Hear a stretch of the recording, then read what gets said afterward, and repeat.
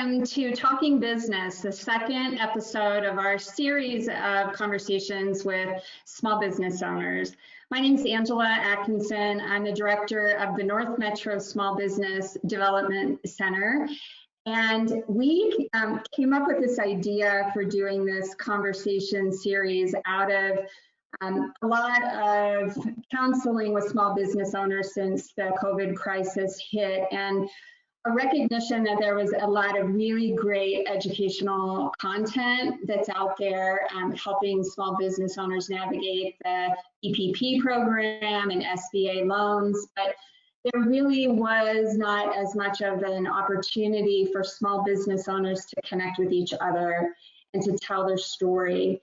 And in a time when we're all navigating this quarantine and the different situations as essential businesses or non-essential businesses, we felt there was an opportunity for us to bring in some small business owners who are experiencing challenges and successes in building their resilience as a small business, and just allowing for some connection between small business owners and to be able to ask questions of those owners. So this is the second in an 8-week series. So it's every Wednesday at 4 or 4:30. It's just a casual, informal conversation that our SBDC consultants have with small business owners. Just one plug for the SBDC. We are a national nonprofit organization. There are 15 centers in Colorado, and the North Metro SBDC serves Adams, Broomfield, and Northern Jefferson County. But we offer free one-on-one consulting to small businesses. So no strings attached. We help businesses do business plans and marketing plans and QuickBooks, etc. So you can book an appointment with one of our consultants like Nancy Barnett, who's here, at our website, northmetrosbdc.com.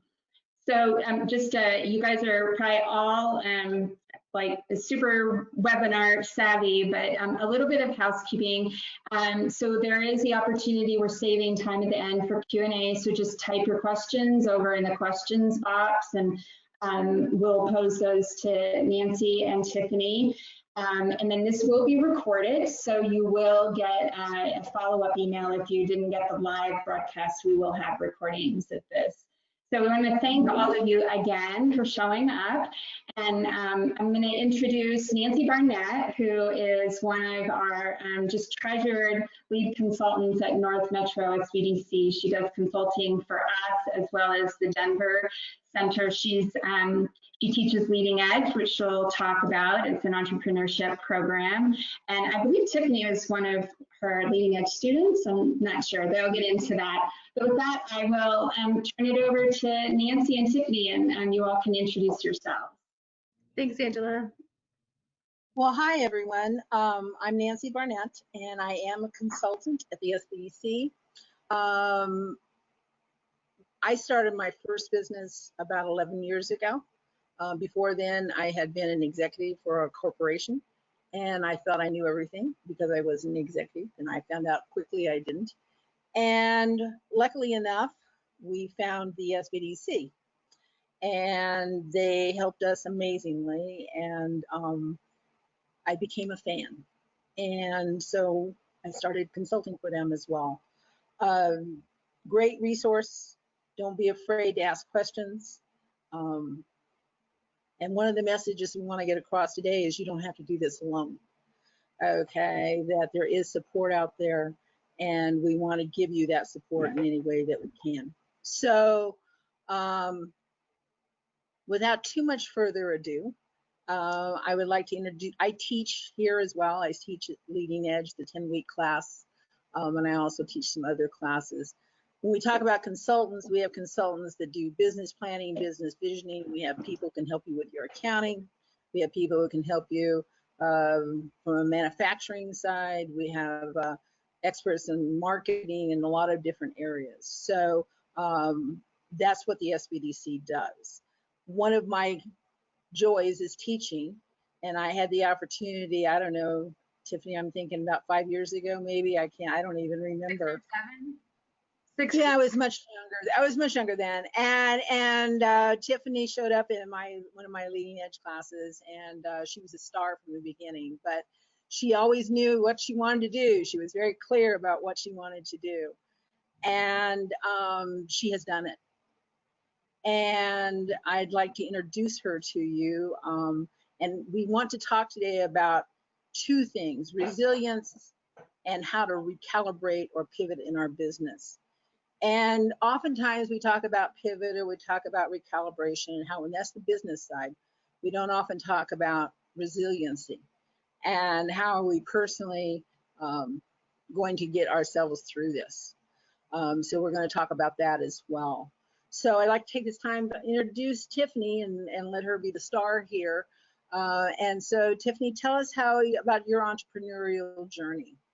Yeah, thanks, Nancy, and thanks for having me. I mean, really, my entrepreneurial journey probably starts back at like 5 years old with like a Kool-Aid stand and just keeps going from there. I learned really quickly that to be in control of a job and a situation and my finances and my schedule, I had to run my own business. I have been in the beauty industry for the last 16 or 17 years. And throughout those years, I managed most of the salons that I worked at. And 5, 6 years ago, I opened Village Solo, which is a studio salon that's located in 5 Points. I actually had just closed that salon and downsized like 2 months ago, right as kind of all of this kind of was starting to happen too. And I've started another company called Rounded Sharply, which is an empowerment project for salon owners trying to navigate business relationships and primarily the relationship they have with themselves. So exactly what we're talking about today.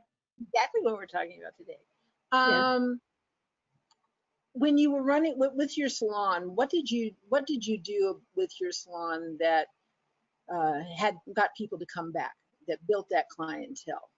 Yeah, so I mean, 2 things. For people that are in the beauty industry and especially salon owners, I'm not actually in the hair business, I'm in the people business. And that's something really hard for people to kind of grasp. Of course, I do really great hair. My clients love my services.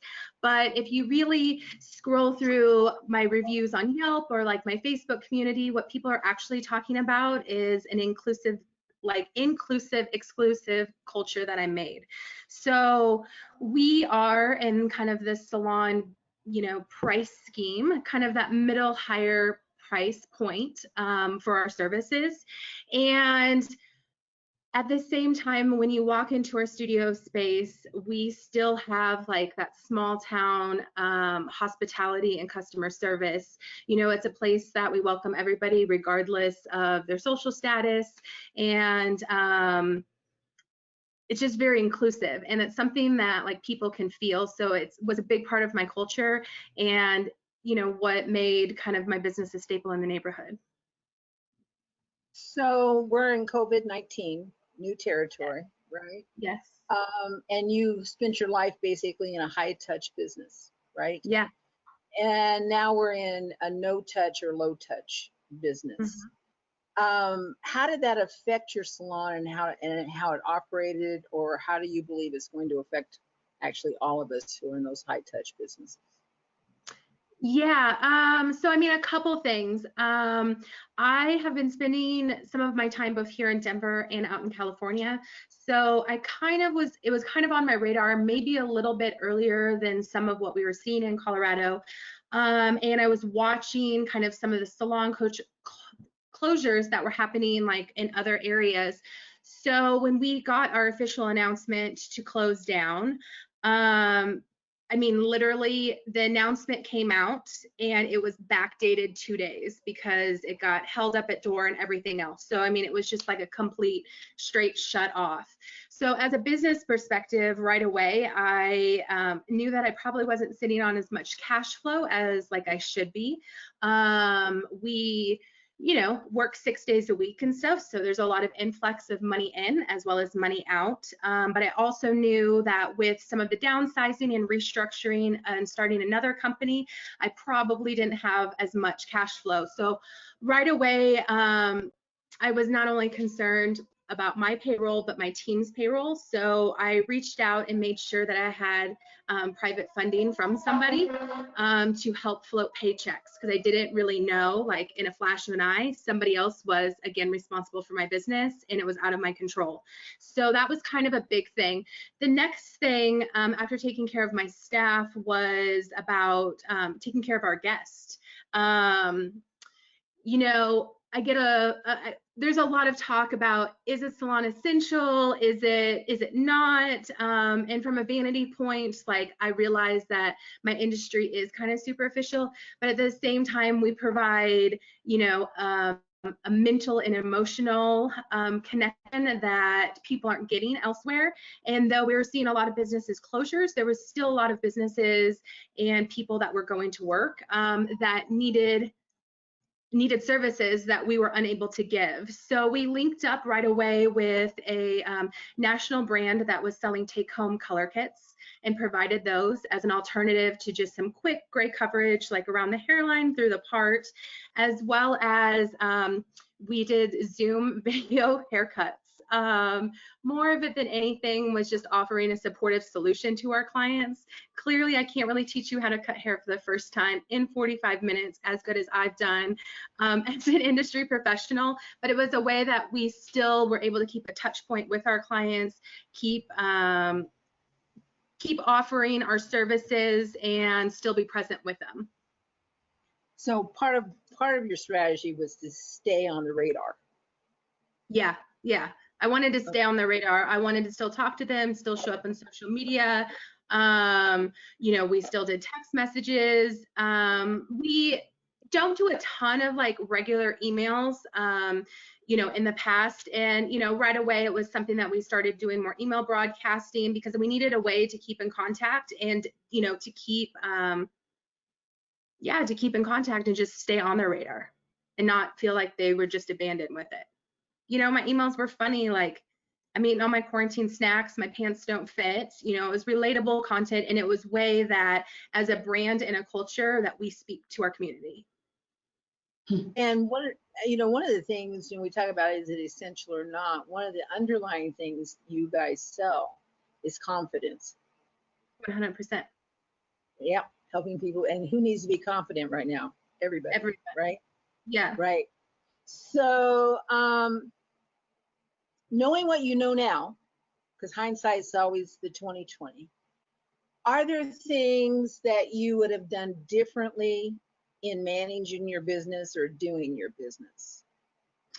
I mean, yes and no, kind of both at the same time. I like to go from being super creative to like super analytical, all in the same little brain. So I keep a good count of my cash flow, my services, our average ticket dollars, and I'm very well aware of where my money is and where it's going out. What wasn't probably planned for as well, that, like I had mentioned on top of this, I have been starting to pull myself out and switch to consulting and coaching other salon owners.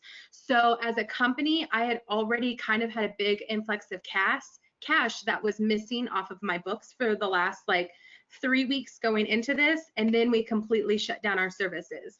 So I mean, in hindsight, if my mom is watching or catching the replay, I never probably have enough savings, and this time was definitely probably skimming across a little bit tighter than I normally like to be. So keeping a little bit better of a backup, and even through this, to think like, okay, if I have 2 months, but really like, even that we're getting ready to, the court orders are being open and lifted as of Saturday for salons to go back to work in Denver County. And we still know that we're working a smaller schedule. We can't double book. There's more limited of people. So even that we're allowed to go back, my business is still not going to go back at the capacity right away that it has been. So and I would have had a more backup savings for sure on that. The other thing is, I mean, I'm a serial entrepreneur, so I always have 10,000 ideas in my head. And one of them was creating a little bit more of a membership program that offered more lifestyle and styling and kind of some other things like that. And at some point I thought about like, oh, I can launch that in the middle of this. And I have really stepped into helping coach other salons and them navigate everything. And it wasn't something that I wanted to take on, but moving forward, it's something that we're definitely going to address. Not only, again, just to stay front and center with our community, but as another, buffer of recurring revenue. So, resilience is a requirement, okay, for a successful entrepreneur. Because most people who are entrepreneurial, they almost embrace failure, which sounds a little odd to some people, in knowing that failure is not an end, it's a learning experience, from that standpoint. What keeps you moving, okay, even when you can't see the finish line? This is so, we've never had something like this. This is not like 2008. This is much bigger than that. And we're talking to people who, all of us as small business owners, are looking at a very different and changing landscape. How do you, how has this experience affected you personally and professionally, but mostly personally? I agree 100% with resilience is just part of our DNA as an entrepreneur. And I don't know if sometimes if I should laugh or like if I should actually cry, but I happen to be really good when life throws you like really crazy stuff and never throws you the handbook to it. I think for me as an individual, I have to remember like where that North Star is, what direction I'm heading, what I want. And I just have to like continue to chunk it down. I actually woke up today and, like I said, we get to go back on Saturday. We've had supplies ordered for the last 2 weeks. They're supposed to arrive. Nothing has arrived. FedEx has lost them, just kind of in general. I mean, it's comical, but it's kind of like, okay, so I woke up and I was feeling just a little overwhelmed. So I just, I brain dump a lot. And those of you that are not familiar with brain dump, I have giant oversized pieces of Post-it notes because I'm like a spokesperson for Post-it notes. And I got a big sheet of paper, set a timer for 15 minutes, and literally just everything that was in my head wrote down, like no self-judgment. Some of it's probably kind of more of like a journal, some of it's more of a to-do list, but I just needed a way to get it out. And then from there, I can step back and kind of say like, okay, these are the things that I need to do. And I'm able to chunk it down much smaller. Sometimes in life, I think things get really overwhelming because we don't know how to do it. Again, there's no instruction book, but just kind of pausing, taking a look at it. And my big thing is bite-sized pieces, just dissect it down. So what advice would you give, or how do you see the new world looking from an operational standpoint? One of the things you talked about, and it's very true, revenue is going to be different because you have fewer clients, okay, at least for some time. How would you recommend that people manage that? What are some of your suggestions for them? Yeah, so kind of twofold. One, I will speak on in general businesses. Right away when we got shut down, and this is something that I've continued even though our books are allowed to be open up, but right away I went through my bank statements, went through my QuickBooks, and found every reoccurring bill. And that's anything big. And I did this as an owner, both in my personal life and in my business. And I did anything big that was, of course, like a car payment and rent, but everything small. For me, it's really the small stuff that adds up. The $5.99 to Netflix, the Hootsuite, the Zoom webinar, all of that. And so I skimmed down, I cut some of my accounts, things that we weren't even using. I have a fitness account on my iPhone. I have not been using that. I don't know. It's probably 3 years old, but I've been paying $2.99 a month for it. And I think really being aware of where that cash flow, what that cash, that flow that's coming in and out is what we need to pay attention to. So I also made like a huge calendar for the next like 6 months that clearly shows that, you know, this bill comes out on the 12th in March. I'm making this up, don't look it up, but the 12th in May is a Saturday, so it's really going to come out this Monday instead, because I really needed to look at, and it was also about, here's my payroll, this is when the taxes are coming out, this is what I did not pay last month and know that I have to get to right away. We're in a digital world, and I also run a digital consulting company, but sometimes for these situations, it's probably the creative little kid side of me still. I just have to map it out and get it all out in front of me so that I'm well aware of where things are going and what's happening, so I can kind of anticipate that as well. And then as the general salon owners that might be kind of experiencing some cash flow or navigating some of that, the big thing is we have a scheduling link of like 20 services that we offer. Little services like a bang trim, full services, 5-hour corrective colors, and everything in between. And we actually skimmed our schedule list to 3 services. And at this time, that's all we're offering. We cannot double book, so they were longer appointment times. They, I feel that nobody's been in the salon. They need the extra time to be pampered. I need the extra time to make sure everything's clean, disinfected, and sanitized the way it should be. So we repackaged them in different time slots, gave them creative names, added mini conditioning treatments with them, and also marked them up 15%. I need to generate some more revenue as well. And so what I hear, okay, is taking control. Yeah. Right? Mm-hmm. Okay. So if we get overwhelmed, oftentimes we're overwhelmed because we're not in control, right? Yeah. And there's certain things we can control and certain things we can't. So letting go of what we can't Mm-hmm. and focusing on what you can.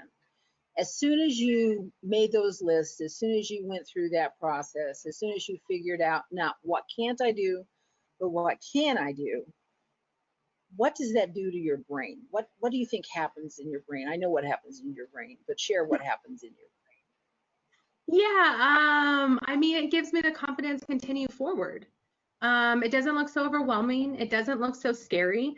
And it's all actionable. I mean, one thing, you know, that this time was a purposeful pause for everybody, whether you have a business or not. But as entrepreneurs, that we need to remember that we have to take action, and sometimes inaction is taking action. So I'm very, like I said, I have a direction that I'm heading. I have a timeline that I want it on, and nobody's going to stop that. And yes, the government has shut me down and stopped me from providing services, but it was also time about stepping up, uniting as a community, and continuing to serve my community, both my team and the guests that we serve.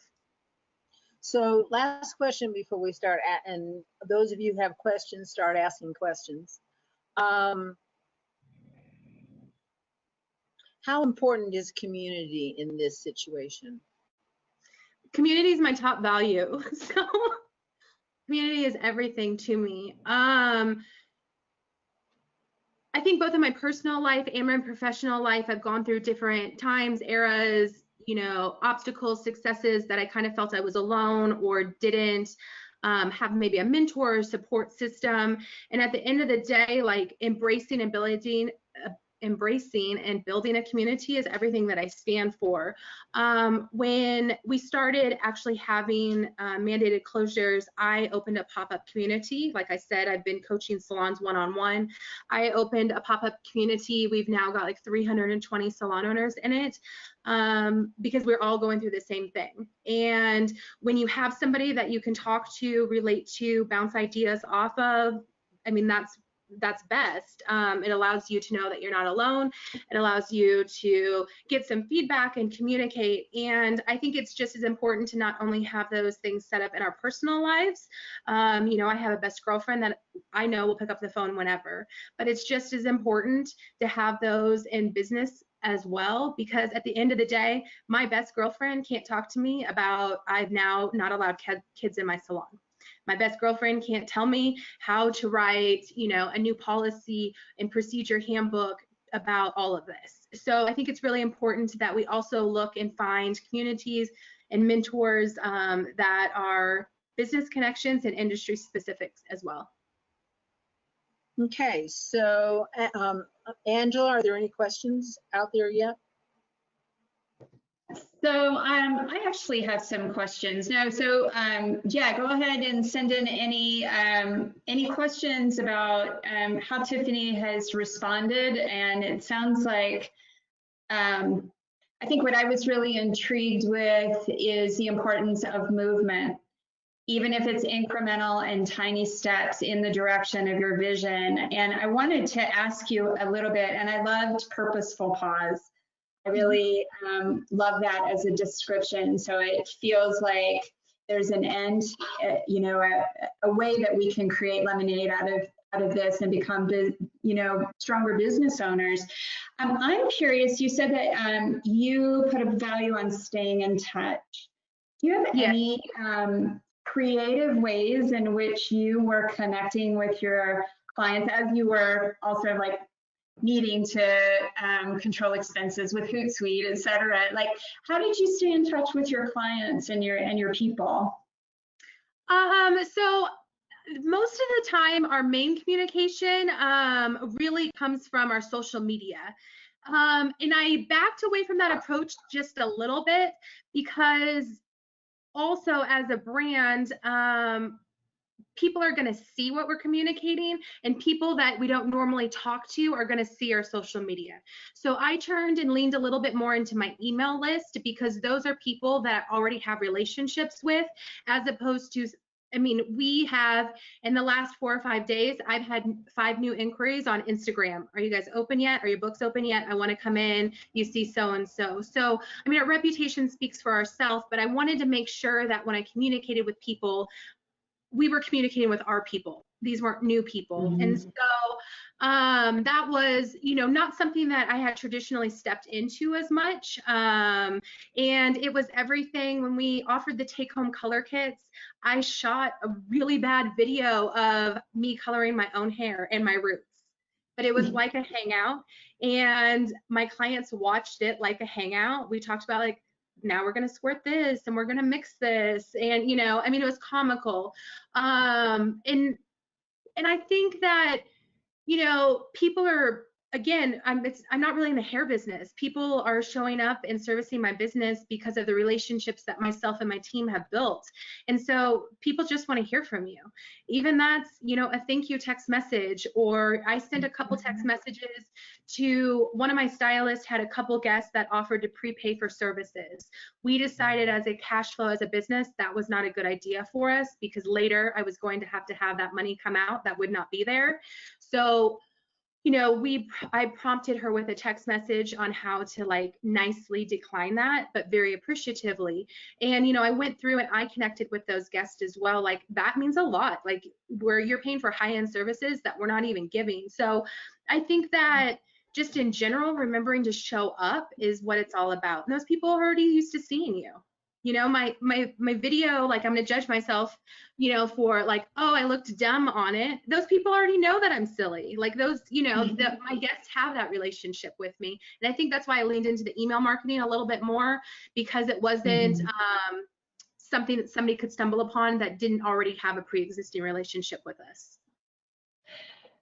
You know, and I think one thing that I picked up on with last week's interview as well with Ryan from Bruce Spears is, you know, he'd never done a Facebook Live before, but he's like, you know, I'm just, it's about progress, not perfection. And that's what I'm hearing too, is like just taking the steps. It doesn't have to be perfect. It, you know, it's authenticity is really, and your intention to connect. So I think that's awesome. And, you know, like for the SBDCs, we're kind of being thrown into a webinar world now. So we're learning as we go. And I think at the end of the day, we'll all be richer as a result of that.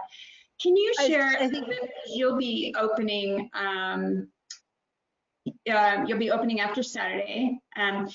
Can you share with people who may not be able to envision what safe, what that would look like for them to come in and still be respectful of distancing, et cetera, for a treatment?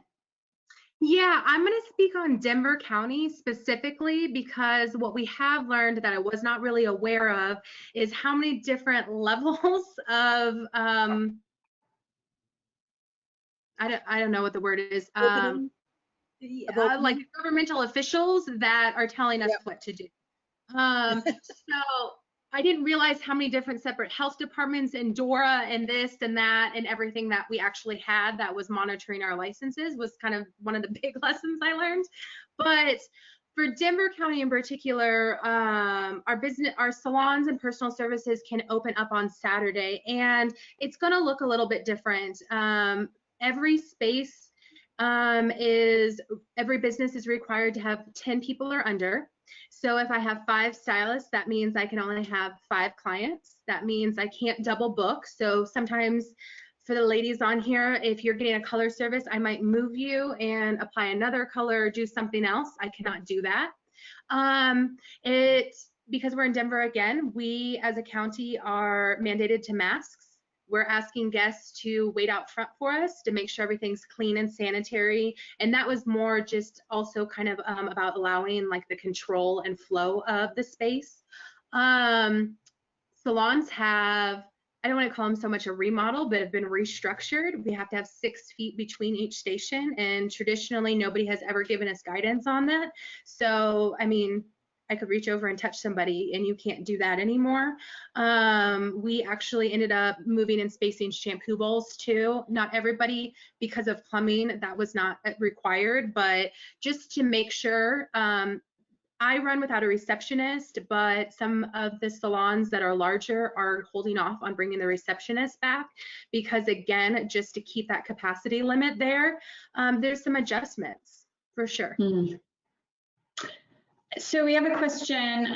What level of cash reserves do you recommend maintaining in your business in case there are more challenges, shutdowns ahead?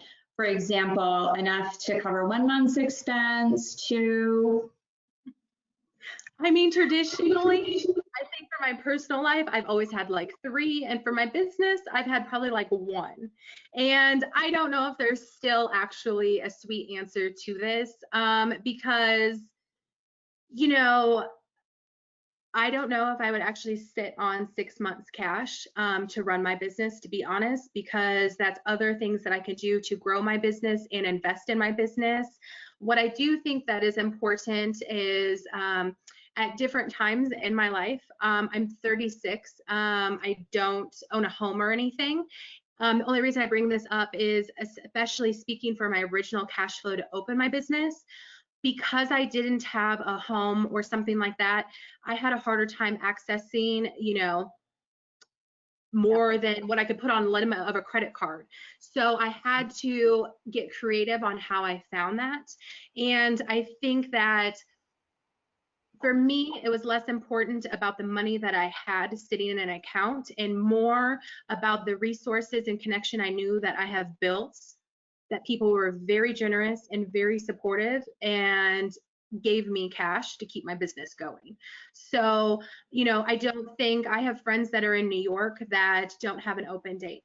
Santa Barbara announced last week that their salons might be closed until November. I think it's a, you know, I don't think there's a way that we could possibly have enough cash. I think it's good to say you have a month, you know, or something like that. But at the same time, I want my money working for me. So I want it continue to be invested into my business, it growing in ads, it's growing me revenue, and I want it sitting in an account that's generating me some actual money too. So I think that's going to come down to a personal level. I'm not a CPA, and that's why my accountants think I'm disorganized. I'm curious, Nancy, what you think. Well, I think it's so hard in these businesses because they're very cash comes in, cash comes out, right? So it makes it difficult. They have some seasonality sometimes because June is the weddings and, you know, those kinds of things, and so we get used to that seasonality. And oftentimes in our books we don't pay attention to that. So the rule from a cash flow standpoint is when times are good, you need to pull some back because you know there's another part of the year that times aren't so good. So you want to make sure that you can cover all of those. I think also too, knowing, this is a knowledge piece, is knowing what options you have. So, you know, this isn't the time to go out and try to find a line of credit, right? This is not the time to find out what some of your other resources would be. You want to and now it's easy for us to say on this side, right? But pre-planning that, and so you know, where do I go? Where do I ask the question? What options are open to me? I think if you look at it that way, you can work towards that. But I really think you've got to be realistic. Some of these, sometimes our business models don't have a whole lot of profit in them, especially when we're young or we're new at it. So getting advice on where best to put that from a lot of different places, I think can give you that answer. The bottom line is you put away enough cash so you can sleep at night. So whatever makes you sleep at night, going back to what Tiffany said, that it's kind of personal to some degree. All of us have different levels of risk, you know, that we're willing to take. Some of us don't need a lot of water, and some of us need a whole, you know, ocean full of water. And you have to know thyself. So knowing that, I think, can help you make that decision as well. And there are tools. So the SBA has grants and loans that are available, as well as the Paycheck Protection Program, which Nancy and her team are giving a presentation on tomorrow. So there's some, you know, bridge assistance that can help some businesses. Did you consider any of the, you know, any kind of disaster assistance programs, Tiffany? Yeah, so for the EIDL loan, I have an application that's been pending for 5 or 6 weeks now. It was a lot of hurry up and wait. I do know people who have received their loan and funding for it, even, you know, they're still processing those loans right now. So, I mean, I'm confident that I'm in a queue somewhere in the magical internet land and something will come about. The PPP, I went around in circles for a little bit about, you know, for a couple different things. One, there still isn't a lot of clarity on exactly how that is forgivable. And so that was a little alarming to me. The other thing is, as I kind of mentioned at the beginning of the presentation, I chose to downsize a little bit, and my employee numbers were so much higher when you view like February through June of last year to this year. So it was a little bit of kind of researching and juggling to see if, again, that was like a decent option and something that I felt confident in. And I was, you know, I was in a good position in the sense of, in that moment, I had secured some funding, and I knew that though I retook the bare minimum, I took what I thought would get me through, you know, 60 days, and it has. But I also knew that I probably had some other, you know, I always refer to it a Rolodex, and not just the person that was generous enough to, you know, help get me through this, but I want to know, I want to have a relationship with a plumber, I want to have a relationship with an accountant, I want to have a, you know, just this whole Rolodex of things. things. And so it was kind of about looking into my Rolodex too and seeing what other options I had so that I had access to funds quickly. Great. Well, so I'm not seeing any other questions that are out there. Nancy, do you want to just close out and maybe share relative to the complexity of the PPP loan? Do you want to talk a little bit about just briefly the program you guys are giving tomorrow? Because that's a great question a lot of business owners have. It's not, it won't be just about the PPP loan because not everybody gets that. So in the CARES Act, there were other things that came through for business owners in general. So we'll be talking about some tax things. We're going to talk about some strategies that people can possibly use that didn't get access to that cash. I mean, Tiffany's decision didn't make sense. And I think that's really an important thing is when you look at all these programs, you have to really look at them and say, what makes sense? What makes sense to my business, to my particular situation? Because you don't go in a grocery store and pick up every item and put it in the cart. Well, you don't do the same thing here. And then we're going to be talking about if you did get that loan, how do you, going back to what Tiffany was saying, how do you do the best you can to ensure that it can be forgivable? And part of that goes into how do I document it? How do I understand unemployment laws? What makes an employee an employee? What should I do when I talk to an employee and bring them back? What happens if they choose not to come back? Those types of things. And how do I manage that? How do I manage that cash? And to be honest with you, there's some tools we'll be giving people to do that. Some cash flow stuff that we'll be able to send you guys out to make sure that you can track that. But the PPP is just one part of this because in reality, it's about getting as much information as you can from as many trusted sources as you can. So you, because you're the business owner, you can make the best informed decision you can make at the moment. And then you have to, going back to that resilient part, you have to be okay with that. Okay, and okay that you've done the best that you can do given what you have, and be okay with that. Because in reality, this has nothing to do with you. It has to do with there's been a situation we've been presented with, has nothing to do with how you ran your business, has nothing to do with any of that kind of thing.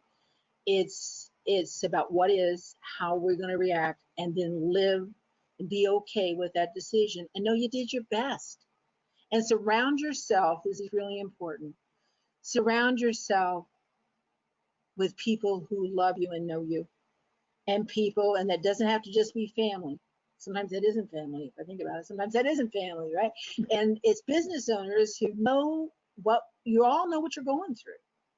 And the more you can bond together, the more you can share with each other, the more you'll be okay. And do the best you can with what you got, get the information you need, and make it happen. Is my best advice. Move forward. Yeah. Well said. Thank you, Nancy. And John just posted a link to tomorrow's free webinar at noon, where Nancy and her team will be going through the CARES Act and the different tools and how to navigate the PPP. So if you go to our website, you can register there. And next week, and also please let us know about some topics or areas of interest for future series. We're going to keep doing these as long as people keep showing up. And next week, our consultant Adrienne Hovey is interviewing Naomi Boylan, who's a mediator. A lot of small businesses are trying to figure out how to negotiate leases, how employment contracts, et cetera. And so she's going to be going through some different ideas for how small businesses can affordably navigate terrain that can feel oftentimes filled with landmines. So tune in for that. So I will just leave it to you two to close out and just say thank you so much, Tiffany. It's just a pleasure to have you speak to your experience. Yeah, any last words, Nance, Tiffany? You can do it. Okay, you can do it. So just do it Awesome. with help. Yeah, with a Nike swoop. Yes, and no crying in the corner. We'll cry together, but we don't cry in the corner by ourselves. So it's okay. It's okay to cry, but then you got to get up and, as my daughter says, put your big girl panties on and move forward. Awesome. So there we go. Right? So let's do it. Thanks. Yes, thank you all so much. And Tiffany's villagesolo.com. Yep, villagesolo.com. Awesome. Thank you so much, everyone. Thank you all for coming on today. Appreciate it. Have a great day. All right. Bye-bye. Bye.